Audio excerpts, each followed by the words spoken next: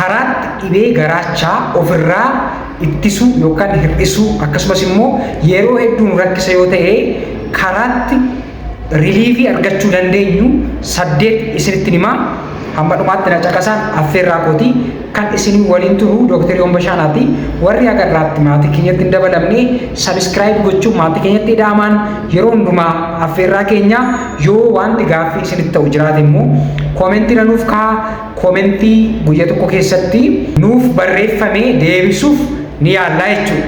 Erga viidiyoon kun gadhiifame guyyaa tokko keessatti sa'a 24 keessatti jechuudha. Har'a kan waliin ilaallu namoonni hedduun addunyaa kana irratti kan ittiin rakkatanii dhibee garaachaa yookaan dhibee coggaarraa jedhanii waamu namoonni baay'een gastritis yookaan dyspepsia yeroo tokko immoo yoo luqqa'ee akkasumas yoo dhiigee PUD ta'uu danda'a peptic ulcer disease ta'uu danda'a yoo sanarra darbe immoo GI bleeding fa'aa fiduu danda'a jechuudha. Dhiiguu yeroo onnuu deebisuufaallee dhiiguu fiduu danda'a jechuudha. Sadarkaa qaba. Sadarkaan dhibee garaachaa sadarkaa garaagaraa qaba. Dallanuu ta'uu danda'a. Gara biraan immoo luqqa'uu ta'uu danda'a. Dhiiguu ta'uu danda'a. Perforate ta'uu danda'a.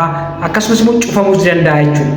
GO jennee kan waamnu jechuudha. Kana jechuun garaacharraa gara mar'immaan qal'aa first part yookaan first part of small intestine itti kan dabarsu yoo cufame sababii yeroo dheeraa garaachi mura turee fi madaa'uutiin luqqa'uutiin yeroo fayyuu ujumboon isaa dhiphachaa deemuutiin cufamuu danda'a jechuudha.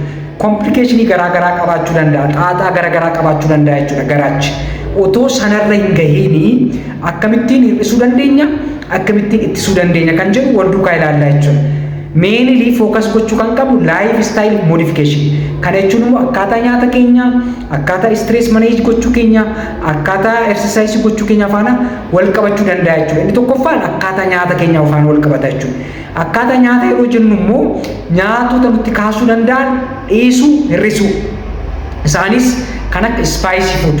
Nyaatota barbariitti baay'atan mi'aawoo ta'anii qibaatii baay'ee hedduu of keessaa qabanii nyaata garaacha keenyatti ulfaatan hir'isuu yookaan dhiisuu qabna jechuudha. Inni gara biraan kaafeen. Kana jechuun kan akka bunaa, shayii, wantoota ho'aa ta'an kaafeen hedduu of keessaa qaban, kookaa-koollaa warra kana dhiisuu yookaan hir'isuu qabna jechuudha. Inni gara biraan immoo nyaata yeroo nyaannu baay'isnee fudhachuurra dafnee xiqqeessinee garaacha keenyaaf nyaata mijataa ta'e fudhachuu qabna jechuudha. Inni gara biraan asiidii of keessaa kan qabanii asiidii hedduu kan of keessaa qaban nyaata akka loomii fa'aa hir'isuu yookaan dhiisuu qabna jechuudha. Inni gara biraanii yoo alkoolii heddumaan fayyadamne ta'e alkoolii dhiisuu, yoo xuuxna ta'e xuuxuu dhiisuu gonkumaa smoking yookaan tamboo aarsuu dhiisuu. Inni gara biraanii stress hamaa yoo qaban dhiphinni hamaan illee garaacha keenya nutti cimsuu waan danda'uuf dhiphina hamaa kana dhiisuu. Wantoota relax gochuu danda'an gochuu. Yoo kubbaa ilaaluun yookaan kubbaa miilaa ilaaluun relief nu kenna ta'e isa ilaaluu, ispoortii hojjechuu, exercise gochuu, akkasumas immoo kibdatii keenya yookaan ulfaatina keenya madaalawaa gochuu. Inni gara biraan immoo yeroo nyaannu illee afaan keenya keessatti sirriitti bulleessuu nyaata. Bulleessinee reedii goonee gara garaachaatti erguu. Inni gara biraan immoo qoricha ajaja ogeessaan ala nuuf ajajaman fudhachuu dhiisuu. Qorichoonni tokko garaacha keenya nutti hammeessuu danda'u. Dhukkuba garaachaa nutti fiduu danda'u.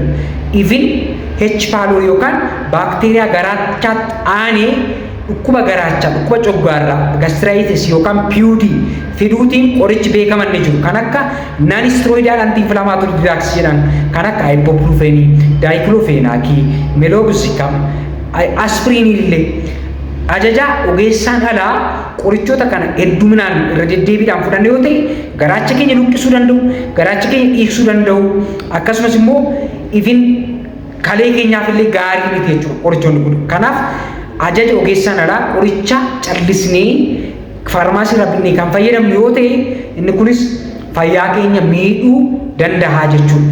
Inni gara biraanii yoo baakteeriyaa garaachaa qabaanne baakteeriyaa garaachaa sanaaf qoricha sirrii fudhachuu qabna jechuudha.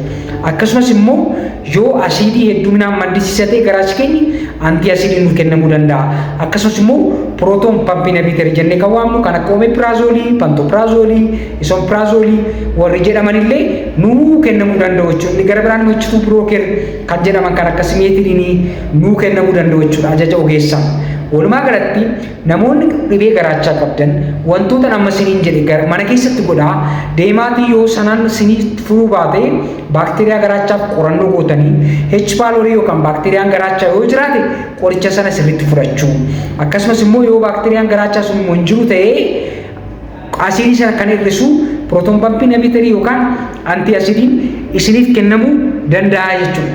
Waan dhaggeeffattaniif baay'ee galatoomaa kan sifaana ture Dr. Bashaanaati.